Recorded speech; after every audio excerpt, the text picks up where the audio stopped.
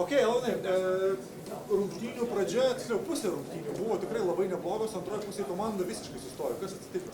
Aš nežinau, matyt, patikėjo, 3-0 vis tiek dar jauna komanda, patikėjo, kad galim jau, kad viskas padaryta ir manau tas pakišo koją, nes korėjiečiai tikrai labai greiti, stipri komanda ir gali grįžti varžybas.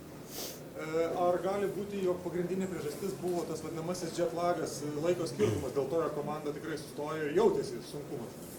Ne, manau, jau tikrai per 2 dienas spėjom priprasti prie to laiko skirtumo ir tikrai jis nekišo kojos, gal pirmom dienom buvo iš tikrųjų labai sunku, bet dabar jau to nesijaučia tikrai.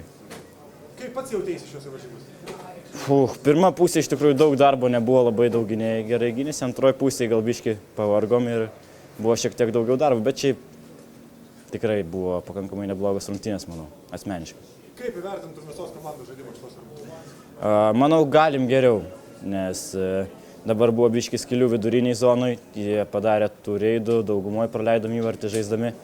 Manau, turim labiau susispaudę žaisti viduriniai zonai.